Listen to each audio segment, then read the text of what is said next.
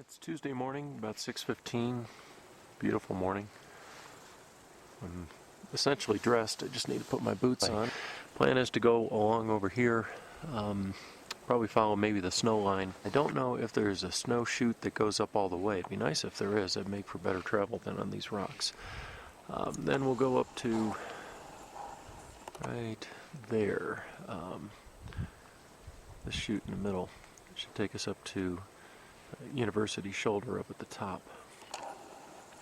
And then from there it's along the backside up to the top of University Peak, which is 13,600 or so.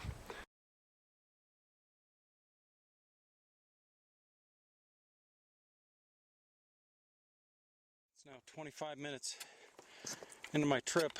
I just put my crampons on. I hadn't before, so I kept going from rock to snow. I'm hoping that this snow continues around there. The snow, just since the sun has hit it, has gotten softer. In the beginning I was on some low angle snow. It was fine with my boots, but being by myself and all, I do feel better with crampons on a slope like this.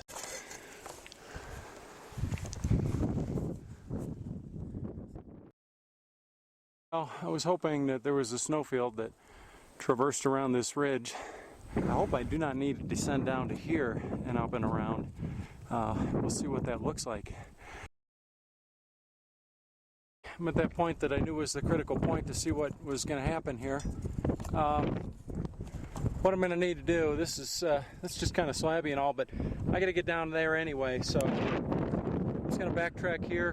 Got a good route down to the snow.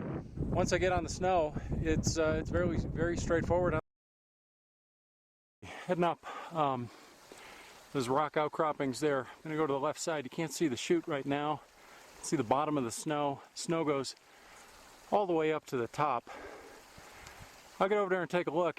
If not, I know I can go up here. You can see how far I've come along here. This grade is not bad. Probably could do it in boots. You got some good snow cups. I'm near the base of that chute. It really doesn't look that steep, and the run out is not bad. If anything did happen, it's pretty shallow here and lots of sun cups and all, so I think the risk factor is pretty good. There's actually a lot of sun cups on the route on the way up there. What concerns me is that head wall up there, that cornice, and I won't know until I get to these rocks and peer around to the right hand side what that looks like. I'm confident there is a way up there. If I needed to, I could climb along those rocks there to a point. I'm going to say about halfway up that chute. It's steeper than I thought it was, but very manageable. The ice here is good and workable. It's not too steep. There's some good sun cups to kind of get a foot step into. And the run out here, I mean, it doesn't run into a cliff, although this is steep and there's some rocks and all here. It tapers out quite a bit there.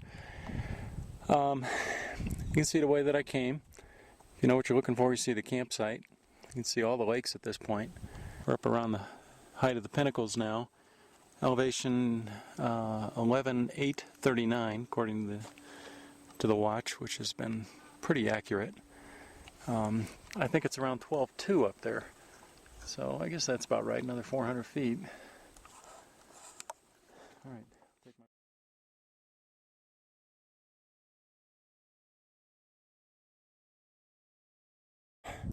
30 or 40 feet to those rocks. I'll feel a lot better from there. It's gotten quite steep here, you can see. I'm going to reevaluate how to go down. I will at least check out that other chute that's mostly rock, and I'll do that when I come down. I skipped over these rocks here to get me to this side. That cornice just looks impenetrable, but up here I think I can just walk right out to the top.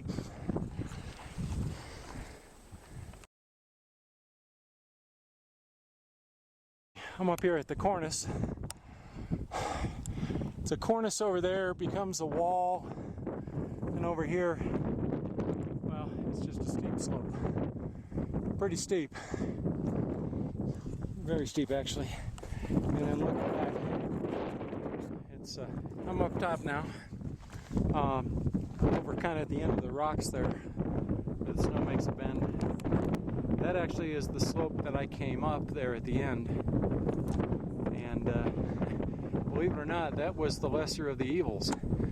And it's very steep there where you crest out. You can see the cornice and the wall here. And you can see the way that I came up.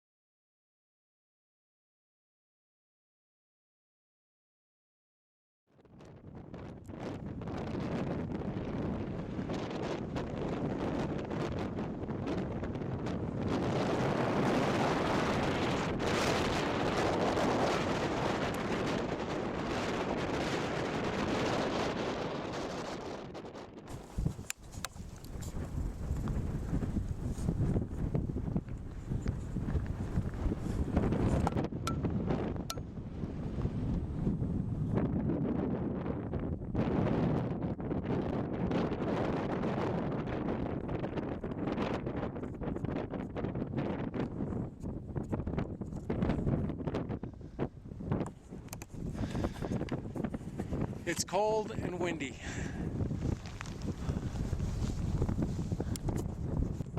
Okay, that is the true summit block. It's 13,047 feet here. It's about 600 feet up to there. I'm on in a reed. You get down over there and up and around. The problem is I don't know what's beyond that. So I think I'm just going to hang those here for a little while, take some pictures, and then head down and get some other.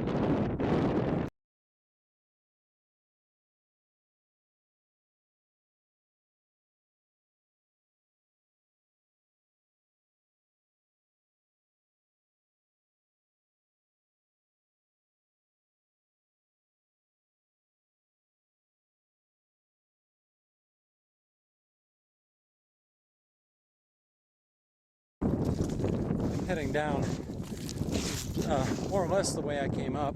Just a gravel slog for the most part. It was good when I could get up like the rock. I came up actually along these rocks here. That's how I ended up on that ridge. And there you can see the true summit, which I knew that it was. I was actually up right about there in the center of the frame. And what happens here is there's a very steep gully that comes down just on the other side of this ridge. And I just really didn't feel like descending down to where I would need to skip up and across. It is manageable. I guess if I had traversed along lower earlier, that would have gotten me there. But then I kind of figured, well, I'll get up there, see what it looks like along the ridge, but it's just a rock jumble similar to what you're looking at here, and that's just, you know, I'm by myself. It's getting kind of late here. It's actually 12 o'clock now, and I think Holly told me don't do anything stupid, so I've probably already exceeded that. But now at 12,831, so I've come down about 200 feet. This stuff is like ball bearings. It's pretty easy to go down. It's tough to go up. But, you can basically just surf down. Take a couple now, though. Okay. There's our lakes. Up here, Sarge Lake.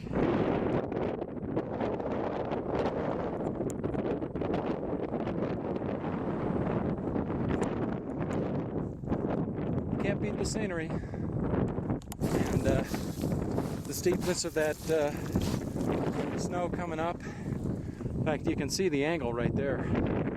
That's pretty hairy. The other side is steep, but at least there's rock, and I can kind of down climb it, just 1 foot at a time, until I get down to a point where there's snow. Looking back, you cannot see the summit. I was just a little beyond that. Right now I'm at about 12,250. So I've come down 800 feet, and 800 feet in 20 minutes. That's how long it took to get down. It's a lot faster coming down. It's now 12:30.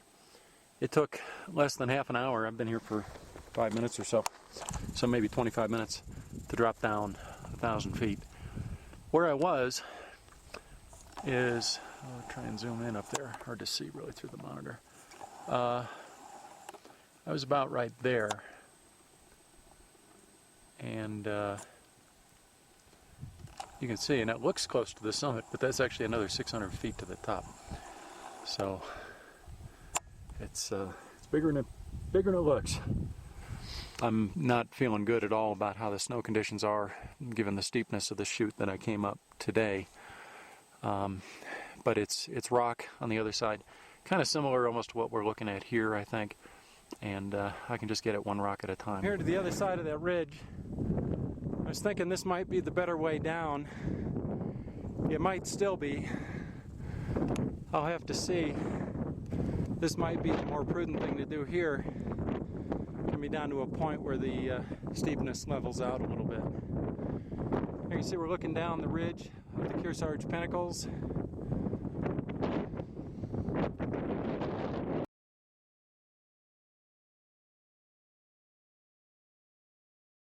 Made it up over the wall.